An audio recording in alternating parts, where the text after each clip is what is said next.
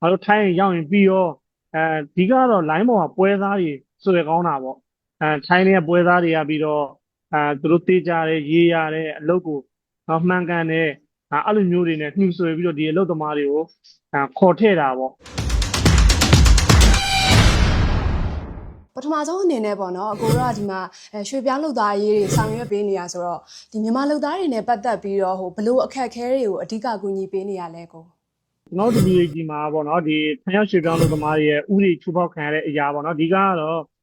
့ကျွန်တော်တို့ဒီထိုင်းနိုင်ငံမှာအခုနောက်ပိုင်းမှာအဖြစ်အများဆုံးပေါ့နော်ဒီ2022ပေါ့နော်2022 8လပိုင်းနောက်ပိုင်းမှာကကျွန်တော်တို့မြန်မာနိုင်ငံအရေးနဲ့အရင်စရမှာပေါ့မြန်မာနိုင်ငံရဲ့အရေးကကျွန်တော်တို့ဒီထိုင်းဥပဒေမှာကျတော့တက်ရောက်မှုမရှိဘူးကျွန်တော်တို့မြန်မာနိုင်ငံသားတွေဥပဒေချိုးဖောက်ခံရတာပေါ့လူသမားလူခွင့်ရေးတွေချိုးဖောက်ခံရအဓိကအများဆုံးကဘာလို့ဆိုတော့ကျွန်တော်မြန်မာနိုင်ငံအရေးမကောင်းတော့ကျွန်တော်တို့ဒီလောကလာစာတွေသူတို့ကမပေးကြဘူးအများစုမပေးတော့တာပေါ့လောကလာစာမပေးရင်ငါတို့ဒီမြန်မာပြည်သားတွေတိုင်မဲ့နေရာမရှိဘူးသွားမဲ့လာမဲ့နေရာမသိဘူးဆိုတဲ့အနေအထားနဲ့ဒါသူတို့ကအကြက်ကင်ထားတဲ့ပုံစံဖြစ်နေတာဒီနောက်ပိုင်းမှာဆိုရင်ဟုတ်ဟုတ်ဒီကကဲ့ဟုတ်ဆိုတာတော့ဘာလို့ဆိုတာဆိုကျွန်တော်ဒီကတော့လောကလာစာတွေမရတာအများကြီးဖြစ်လာတယ်ဒီ2022 8လပိုင်းနောက်ပိုင်းမှာဆိုရင်ဗျာထိုင်းရောက်ရွှေ့ပြောင်းလုပ်သမားတွေလောကလာစာတွေမရတာတွေနောက်ပြီးအရင်နဲ့စာရင်မနေဦးသိန်းစီမနေဦးသိန်းစီခံထားပြီနောက်ဆိုရင်ဒီကိုလက်အင်္ဂါဆုံးရှုံးတဲ့သူတွေဆိုရင်မဆမနန်ပေါ့နော်တကယ်လက်ဆုံးရှုံးတာလည်းမှန်ကန်တယ်ဒီလုပ်ငန်းခွင်ထဲမှာကိုလည်းသူတို့ကိုတကယ်ရော်ကြီးမပေးကျင်တဲ့အနေအထားတွေနဲ့ပေါ့မောင်းထုတ်တာတွေတွေ့လာရတာပေါ့အများစုကတော့ဟုတ်ဆိုတော့ဒီထိုင်းမှာဒီလိုမျိုးအဖမ်းခံရတဲ့အခါမှာအစိုးဆုံးအနေနဲ့ဘယ်အထိဖြစ်သွားနိုင်လဲပေါ့နော်အခြေအနေတွေကဟုတ်ထိုင်းနိုင်ငံမှာတော့ဒီအခုအများစုနောက်ပိုင်းမှာဆိုရင်ကျွန်တော်တို့ကဒီထောက်ထားမဲ့တွေအများစုဖမ်းဆီးခံရတယ်ပေါ့နော်ဒီလုပ်ငန်းခွင်တွေမှာဆိုရင်တချို့ဟာဆိုရင်အစောတော့ဆိုရင်ဗျာစာရွက်စာတမ်းမတူရင်တော့မ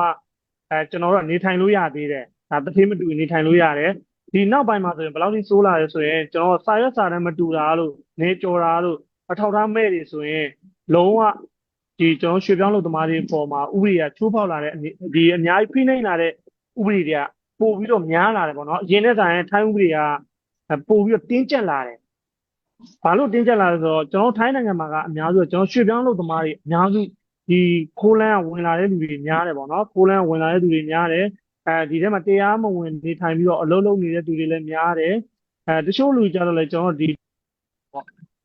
့တချို့ကျွန်တော်ဒီကျွန်တော်ဒီရွှေ့ပြောင်းလုပ်သမားတွေပေါ်မှာဘယ်လောက်ထိခက်ခဲမှုတွေကြုံတွေ့လာဆိုတော့ဒီတရားမဝင်တဲ့အနေအထားဆိုတော့ကျွန်တော်မြန်မာပြည်သားတွေကိုသူတို့ကအချင်းမျိုးဖမ်းပြီးမြန်မာနိုင်ငံနယ်စပ်ကိုပြန်ပို့တယ်ဒါမျိုးတွေကြုံတွေ့လာတာဟုတ်ဒီလက်ရှိမှာပေါ့နော်ဒီအောက်လန်းလို့ခေါ်တဲ့နေဆက်ကနေပြီးတော့အဲ့လိုဝင်လာတဲ့သူတွေရှိရပေါ့နော်ဒီလမ်းကအန်ဒီရများတယ်ဆိုတာသိပေမဲ့လည်းဒီကနေပဲဝင်လာကြတယ်ပေါ့နော်ဒါဘာကြောင့်လို့အကိုထင်လဲပေါ့နော်အကိုအမြင်လေးပြောပြပါအောင်ဟုတ်ကျွန်တော်အမြင်ပြောမယ်ဆိုရင်တော့ကျွန်တော်တို့ကတရားဝင်အောက်လန်းလာတာနဲ့ဒီတရားဝင်လာတာနဲ့ဆိုကုန်ကြရင်ကသိပ်ပြီးမကွာဘူးဒါပေမဲ့ကုန်ကြကသိပ်မကွာဘူးဒါပေမဲ့ကျွန်တော်ကတရားဝင်လာမယ်ဆိုရင်ကျွန်တော်တို့ဒီမှာကမြန်မာနိုင်ငံမှာလက်ရှိကဒီအာဏာသိမ်းတဲ့ကိစ္စတွေဖြစ်နေဗျာနိုင်ငံရေးအခြေအမကောင်းနိုင်ငံရေးမကောင်းတော့ဒီထိုင်းနဲ့ဝင်လာဖို့ဆိုရင် visa passport လုပ်ရမယ်ဟုတ်လားအကန့်အသတ်နဲ့ကျွန်တော်တို့ဒီထိုင်းနဲ့ကိုပေးပြီးတော့ဝင်ခိုင်းပေါ့အဲ့လိုမျိုးဆိုတော့ကျွန်တော်တို့တွေကဒီပတ်စံကိုကုန်တာကိုမမြင်တော့ဘူးပေါ့နော်တချို့လူတွေကြတော့လဲငါတို့ထိုင်းရင်ရောက်ရင်ပြီးရောဒီကတော့ line ပေါ်မှာပွဲစားတွေဆွဲကောင်းတာပေါ့ထိုင်းတွေကပွဲစားတွေကပြီးတော့သူတို့တေးကြတယ်ရေးရတယ်အလုပ်ကိုမှန်ကန်တယ်အဲ့လိုမျိုးတွေနဲ့နှူဆွဲပြီးတော့ဒီအလုပ်သမားတွေကိုခေါ်ထည့်တာပေါ့ဒါပေမဲ့တချို့လူတွေဆိုရင်ဘတ်ဆိုရင်1000ခွဲ2000နီးပါးထိပေးရတဲ့လူတွေရှိတယ်အဲ့ဒါတွေလည်းချောချောဆူဆူရောက်တဲ့လူရှိသလိုတချို့လူတွေကြတော့ချောချောစီမရောက်နဲ့ဖမ်းဆီးခံရတဲ့အနေအထားတွေဆိုရင်ဒါမြန်မာနိုင်ငံအထိပြန်ပို့ခံရတာအဲ့လိုမြန်မာနိုင်ငံပြန်ပို့ရင်ဘယ်လိုရောက်ဆိုတော့ကျွန်တော်ဒီအာနာသိန်းနဲ့ဒီကိုကျွန်တော်တို့ကရောက်သွားတယ်အဲ့လိုမျိုးတွေဖြစ်တယ်ဟုတ်ဒီအဲ့တော့ဒီ online ပေါ်မှာပေါ့နော် engine တွေလည်းတွေ့နေရတယ်ပေါ့နော်ဒီပွဲစားတွေကဘာမှမရှိလဲလာလို့ရတယ်အကုန်အကျိုးဖို့လုပ်ပေးမယ်ဆိုပြီးတော့ဒီ online ပေါ်မှာတင်နေတဲ့ဟာတွေရှိတယ်ပေါ့နော်အဲ့ဒါတွေကတကယ်ပဲစိတ်ချရရဲ့လားသူတို့ပြောသလိုတကယ်ပဲအာမခံချက်ရှိရဲ့လားဒီကတော့ပွဲစားတွေကိုကျွန်တော်တို့ဒီရွှေပြောင်းလုပ်သမားပေါ့နော်ရွှေပြောင်းလုပ်သမားရေးလုပ်တဲ့သူတွေတော်တော်များများကပွဲစားတွေကိုထုတ်ဖော်ပြီးတော့ကျွန်တော်တို့ကများများလေးတင်ပေးဖို့ကြတော့ကျွန်တော်ထိုင်းဥပဒေနဲ့ညီစွန်းတဲ့အပိုင်းလေးတွေရှိတယ်။ညှိစွန်းတယ်ပေပြတ်မှုပေါ့ထိုင်းဥပဒေမှာကျွန်တော်တို့က ဒီလူတွေကလူလိမ်မာဆိုပြီးတော့ပို့တစ်ခုတင်တာပို့တင်တာကထိုင်းနိုင်ငံမှာကလိန်ခန္ဓာတမှုနော်သူ့မှုနဲ့သူသူ့ရဲ့ပုံတင်ပြီဆိုရင်တော့ကျွန်တော်တို့တွေကတည်ဖြတ်မှုဆိုတာတက်ရောက်မှုကထပ်ဖြစ်တယ်အဲ့အတွက်ဒီကတော့ထိုင်းနိုင်ငံမှာကလူလိမ်တွေရဲ့ဒီ online ဖြစ်ပေါ့နော်အခုဆို TikTok တို့ Facebook တို့မှာကအများစုဖြစ်နေတယ် TikTok တို့ Facebook မှာအများစုကလူခေါ်တယ်တကယ်ခေါ်တာလည်းအခုနောက်ပိုင်းမှာကဟိုတော့ဆိုရင်ကျွန်တော်တို့ဒီ2022တော့ဆိုရင်ကျွန်တော်ဒီပွဲသားလူကြီးပိုင်းတွေဆိုကျွန်တော်ဖမ်းပြီးမြန်မာနိုင်ငံပြန်ပို့ရတာတွေအများကြီးဖြစ်တယ်ကျွန်တော်တို့အဆောင်တော့ဆိုရင်နော်အခုဆိုရင်တို့ကအဲ့လိုမဟုတ်တော့လူကြီးဒီပွဲသားကြီးတွေကဝင်လာတယ်ဒါပေမဲ့ဝင်လာပြီးဘာလုပ်လဲဆိုတော့ဒီ main ကလေးလေးတွေပေါ့အောင်မလေးတွေကို online ပေါ်မှာလူခေါ်ခိုင်းတာလူခေါ်ခိုင်းပြီးတော့ဒီအလုပ်တွေကလုံးဝစိတ်ချမှုတွေမရှိပွဲသားတွေက TikTok ပေါ်မှာလူခေါ်တဲ့လူတွေက30မှာကျွန်တော်တို့တွေ့တဲ့လောက်ဟာ25ရောက်လောက်ကလုံးဝမသေးကြဘူးဘာလို့လဲဆိုတော့ပတ်စံရသွားပြီဆိုရင်တို့ကအကောက်တွေဘလော့တာဖြစ်တယ်နောက်ပြီးသူတို့လည်းသွားတိုင်လို့မရအောင်အချက်လည်းမရှိဒီကတော့ TikTok ပေါ်မှာအများစုလူခေါ်တာမယုံကြည်ရဘူးကျွန်တော်ပြောချင်တာကတကယ်အလုပ်ကိုစမှတ်ချင်တယ်တကယ်ကျွန်တော်တို့စာရွက်စာတမ်းပေးကြခြင်းနဲ့ဆိုကျွန်တော်ကဒီထိုင်းနိုင်ငံမှာတတ်မှတ်ပေးထားတယ်ပေါ့နော်ဒီမြို့နယ်ကြံငံရုံးတွေဆိုတာရှိတယ်ကျွန်တော်တို့အများတန်းသွားနေတဲ့ရုံးတွေပေါ့မြို့နယ်ကြံငံဆိုကိုနေထိုင်တာဘယ်မြို့နယ်မှာနေထိုင်တာလဲမဟာချိုင်လားချုံပူလီလားအဲ့လိုမျိုးမြို့နယ်တွေမှာနေထိုင်နေဆိုရင်ကျွန်တော်တို့ရုံးတွေမှာကြံငံရုံးတွေမှာကျွန်တော်တို့မိကအလုံးမရှိရင်ရုံးမှာသွားမေးလို့ရတယ်စာရွက်စာတမ်းကိစ္စလားရုံးမှာသွားစစ်ဆေးလို့ရတယ်ဘာပဲလို့ပေါ့နော်ကျွန်တော်ညီမပြည်သားရွှေပြောင်းလို့သမားတွေရဲ့စာရွက်စာတမ်းရုံးမှာကျွန်တော်တို့တွေကကျန်းခောက်မလားတဖေးရှိရင်ကျန်းခောက်မယ်နောက်ပြီးရင်ကျွန်တော်တို့ရဲ့ဒီအလုပ်ငန်းကိစ္စဒီမှာတို့ကသွားမေးလို့ရတယ်ဒါတွေကတေချာတဲ့လုပ်ငန်းတေချာတဲ့အစိုးရရုံးဌာနတွေဖြစ်တယ်ပေါ့နော်ဟုတ်ခုနအောက်လန်းကိစ္စလေးကိုပြန်ပြောရမယ်ဆိုလို့ရှိရင်ဒီအောက်လန်းကနေလာတာကဒီဥပဒေအရတော့တရားမဝင်ပေါ့နော်ဒါပေမဲ့ပွဲစားတွေကဒီ online ကနေပြီးတော့ဘာမှမရှိလဲလာလို့ရတယ်အထောက်အထားမရှိလဲလာလို့ရတယ်သူတို့အကုန်အစီအစဉ်ပေးမယ်ဆိုပြီးတော့ကြော်ညာတဲ့ဥစ္စာတွေအဲ့ဒါတွေကြောင့်အဲ့ဒါတွေကတကယ်ပဲသူတို့ကအာမခံပေးနိုင်လားသူတို့ကတကယ်ပဲယုံကြည်စိတ်ချရလားပေါ့နော်အဲ့ဒါတွေစဉ်းစားစရာရှိလာတယ်ပေါ့ပြီးတော့အင်းတို့သတင်းတွေထဲမှာတွေ့နေရတာတွေကလည်းဒီတောထဲမှာလုံသားတွေကိုထားခဲ့ပြီးတော့ထွက်ပြေးသွားတာတို့ပြီးတော့အာနာပိုင်နေနဲ့တွေ့တဲ့အခါမှာအလုံသမားတွေကိုဒီတိုင်းပဲကားပေါ်မှာထားခဲ့လိုက်တာတို့အဲ့လိုမျိုးသတင်းတွေလည်းအများအားတွေ့နေရတယ်ဆိုတော့လေဟုတ်အဲ့ဒါနဲ့ပတ်သက်ပြီးတော့အကိုဘယ်လိုမြင်လဲရှင်ကျွန်တော်အမြင်မှာဆိုရင်ဗျာဒီကျွန်တော်ပြောသလိုပေါ့သူတို့တွေက line ပေါ်မှာခေါ်တာဗျာပါဇက်လေးနဲ့ခေါ်တာပဲရှိတယ်ဗောဟုတ်လားဘယ်လို့ယုံဟိုဖြစ်တယ်သူတို့တရားဝင်အမခံပါတယ်တကယ်ဖြစ်လာပြီဆိုရင်ကျွန်တော်လူကုန်ကူးမှုတက်ရောက်မှုဖြစ်တယ်ထိုင်းနိုင်ငံမှာနော်တရားမဝင်ခေါ်သွင်းပြီဆိုရင်တော့လူကုန်ကူးမှုတွေပါသွားပြီလူကုန်ကူးမှုတွေပါသွားပြီဆိုရင်အဲ့ချိန်မှာဆိုရင်ဒီအလုပ်သမားတွေကိုပဲသူတို့ပြစ်ထားမှာသူတို့ဖမ်းမခံနိုင်ဘူးလေဟုတ်လားတချို့အရာတွေဆိုရင်ကားတွေကိုတော့ပြစ်ထားနိုင်တယ်သူတို့ကိုသူတို့လွတ်ပြေးကြတယ်ပွဲစားတွေဟုတ်လားအဲ့ဒါကဘာကြောင့်လဲဆိုတော့ဒီထိုင်းနိုင်ငံမှာကလူကုန်ကူးမှုကအမှုကြီးတယ်အဲ့ဒါဆိုတော့သူတို့တွေကထိုင်းနိုင်ငံဥပဒေမှာကြံတာကိုသူတို့ကလက်ရောပေးတယ်ဒီလိုလူကုန်ကူးမှုနဲ့မိသွားပြီဆိုရင်တော့မြန်မာနိုင်ငံကိုပြန်ပို့တာတွေတိတ်မရှိဘူးပြစ်ထန်ကိုထိုင်းနိုင်ငံမှာပဲသူတို့ကပြစ်ထန်ကိုချတယ်ပေါ့နော်ဒဏ်ငွေချတယ်ဒီဒဏ်ငွေတွေကိုသတ်မှတ်တယ်ပေါ့နော်ဒဏ်ငွေပေါ့အမြင့်ဆုံးဒဏ်ငွေပြီးရင်ကျွန်တော်တို့ဒီထောင်ဒဏ်တွေသတ်မှတ်ပြီးတော့အမှုချတယ်ပေါ့အဲ့လိုမျိုးတွေဖြစ်တယ်မှာဟုတ်ကဲ့ကိုဟုတ်ပြီးတော့ပေါ့နော်ဒီအလုပ်သမားတွေကဒီလိုအောက်လန်းကနေပြီးတော့ဝင်လာဖို့ဘာညာဒီမြန်မာပြည်မှာရှိနေတဲ့အလုပ်သမားတွေဆိုလို့ရှိရင်တို့ကဒီဘက်ကအခြေအနေတွေကိုတိတ်ပြီးတော့မသိဘူးပေါ့နော်ပြည်ရင်းကအခြေအနေတွေကြောင့်မို့လို့တို့အလုပ်အကိုင်ခက်ခဲတွေကြောင့်ဒီဘက်ကိုလာခြင်းတယ်ဆိုတာပဲသိရဒီဘက်ကပွဲစားတွေက online ကနေပြီးတော့ကြော်ညာတဲ့အဆင်ပြေလာလို့ရတယ်ဆိုပြီးတော့အဲ့ဒါတွေကိုပြည်ရင်းမှာရှိတဲ့မြန်မာလုပ်သားတွေကတေးသေးချာနားမလဲတဲ့အခါကျတော့အဲ့ဒါတွေကိုယုံကြည်ပြီးတော့လာကြတာပေါ့နော်အဲ့လိုလာတဲ့အခါကျတော့ဒီဘက်ရောက်တဲ့အခါဖန်ဆီးခံရတာတွေဘာတွေအဲ့လိုမျိုးတွေဖြစ်ကြတာပေါ့နော်ဒီကတော့ကျွန်တော်တို့ကဗျာ online အားကောင်းတယ်လို့ပဲပြောရမှာပေါ့လိန်တဲ့လူတွေရဲ့အားကောင်းတာပေါ့ကျွန်တော်တို့ကဒီထိုင်းနိုင်ငံမှာဆိုရင်လူလိန်ဆိုတာသူကဂရုနဲ့နေကြတယ်ဗျာနော်ပို့တစ်ခုကိုဆိုရင်ဒါသူကမျှပြီးတင်ကြတယ်အဲ့ဒါကိုကျွန်တော်တို့ဒီမြန်မာနိုင်ငံထဲမှာရှိနေတဲ့လူတွေကယုံကြည်တာပေါ့သူတို့ရဲ့ area ဒီဘယ်လိုပြောမလဲသူတို့ရဲ့လိမ်မှုကပြည်ပြင်းတယ်ဗျသူတို့ချင်းပဲဒီလူကိုသူတို့ဘယ်အလုပ်ရုံမှာတော့ထည့်လိုက်ပြီဒီလူကိုသူတို့ကအလုပ်တကယ်ရသွားပြီပေါ့နော်ပြီးရင်သူတို့မြန်မာနိုင်ငံပြီးခေါ်တင်လာတယ်ဒီလူကတေးကြလာသူကအင်တာဗျူးတဲ့ပုံစံလေးတွေအဲ့ဒါတွေကသူတို့ချင်းအင်တာပြန်ဗျူးတာပွဲစားတွေကအဲ့လိုမျိုးတွေအင်တာဗျူးပြီးတော့သူတို့ကလုပ်တဲ့အချိန်မှာကျတော့မြန်မာနိုင်ငံကမသိတဲ့လူတွေအော်ဟုတ်တယ်ဒီလူကတေးကြတယ်အလုပ်ကဟုတ်လားငါတို့သွားရင်လည်းတေးချာရောက်မယ်ဆိုတော့အတွေးကိုတွေးကြတယ် ကျွန်တော်အနေနဲ့လိုင်းညွှန်ကျင်တာပေါ့နော်ဒါပေမဲ့လက်ရှိကအာဏာသိမ်းတဲ့နိုင်ငံတော့ကျွန်တော်မြန်မာနိုင်ငံအာဏာသိမ်းတဲ့အပိုင်းတော့ဖြစ်တယ်ဒါပေမဲ့ဆိုရင်တော့ကျွန်တော်ကအခုခေတ်မှာဆိုရင်ဗျာကျွန်တော်တို့ကအလဲဗီဇာပေါ့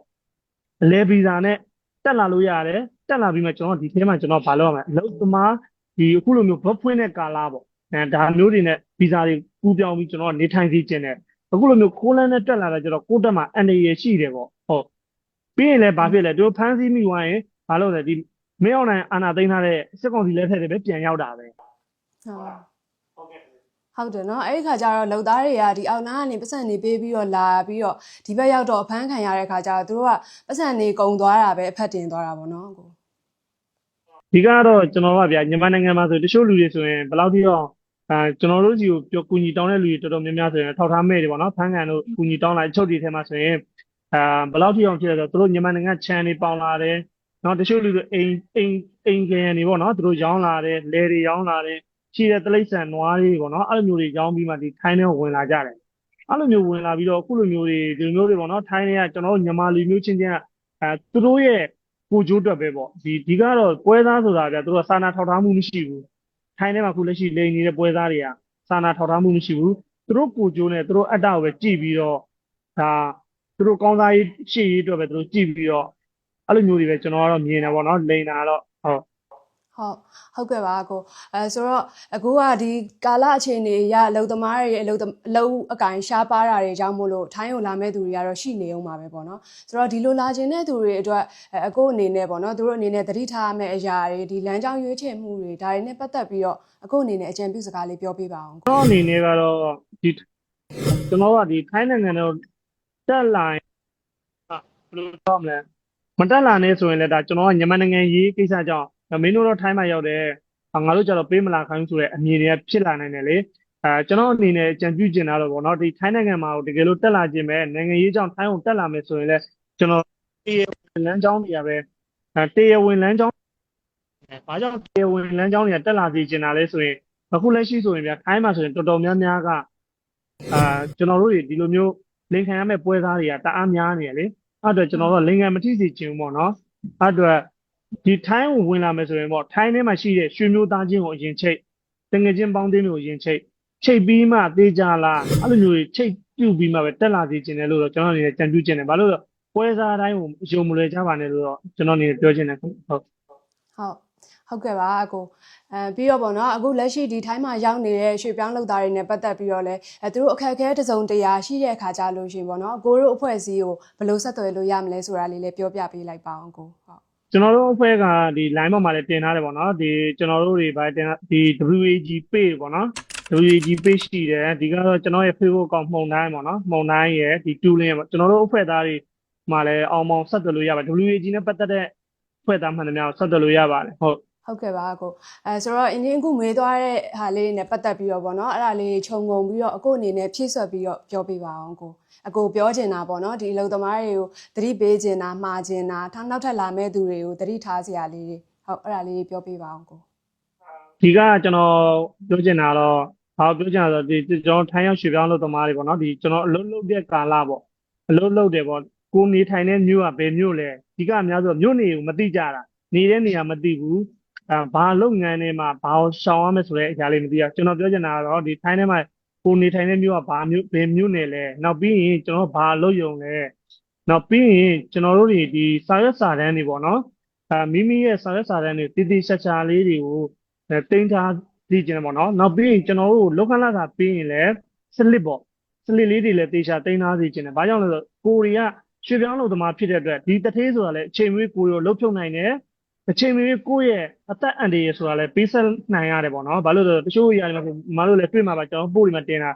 ာလုံးလုံးနဲ့သေဆုံးသွားတာတွေလည်းရှိမယ်လက်ပြတ်သွားတာတွေလည်းရှိတယ်။ဒါပေမဲ့တော်တော်များများကျွန်တော်တို့ညီမပြည်သားတွေမှာပေါ်ဆတာဘာတွေပေါ်ဆလဲဆိုတော့အလုပ်ရရင်ပြီးရောဆိုတဲ့အလုပ်တွေစိတ်တွေပဲတွေးကြတယ်။အဲ့လိုမျိုးမဖြစ်စေချင်ဘူးပေါ့နော်။ဘာကြောင့်မဖြစ်စေချင်လဲဆိုတာကကျွန်တော်တို့တွေတကယ်လို့ဒီအလုပ်ရုံတစ်ခုမှာအလုပ်လုပ်တော့မယ်ဆိုရင်တစ်ချက်တထေးချမ်းရအောင်ခောက်ပါစာရွက်စာတမ်းရအောင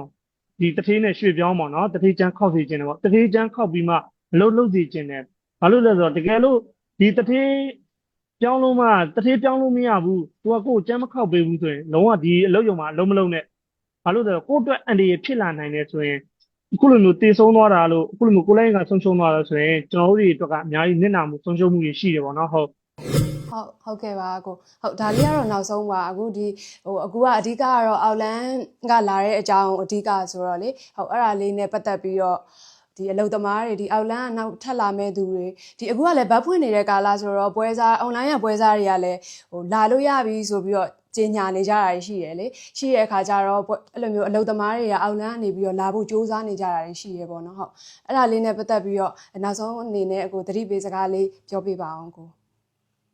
ကျွန်တော်အနေနဲ့ပြောချင်တာကကျွန်တော်အခုတော်တော်များများပွဲသားတွေကပြောလဲဆိုတော့ဘဲရိုက်တယ်ပေါ့နော်ဘဲရိုက်ပြီးရင်ထိုင်းကိုတက်လာလို့ရပြီးနာမည်စရင်းတင်တက်လို့ရတယ်ဆိုတာကဒါကပွဲသားတွေကဆွဲဆောင်တာပဲဖြစ်တယ်။ဘာကြောင့်ဆွဲဆောင်လဲကျွန်တော်တို့တွေထိုင်းနိုင်ငံမှာဘဲရိုက်လိုက်တယ်။ဘဲရိုက်တယ်ဆိုတာကျွန်တော်မြို့နယ်ကြော်လို့မရဘူး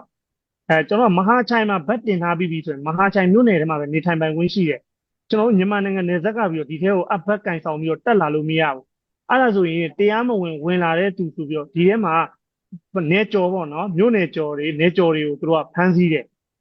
သူအဲ့လိုမျိုးတွေအဲ့အတွက်ဒီကဒါကပွဲစားတွေလိန်တယ်လို့ပဲကျွန်တော်အနေနဲ့ပြောချင်တယ်ဘာကြောင့်လဲဆိုတော့ဒီဘတ်စရင်တင်ထားတာကဒီထဲမှာပဲစရင်ရှိတာဒါပေမဲ့ကျွန်တော်တို့တွေကမြန်မာနိုင်ငံနယ်စပ်ကဝင်လာတာကလုံးဝမဖြစ်ဘူးဒါနေကြော်ဖြစ်သွားတယ်အဲ့ဆိုရင်ကျွန်တော်ဖမ်းခံရမှာပဲ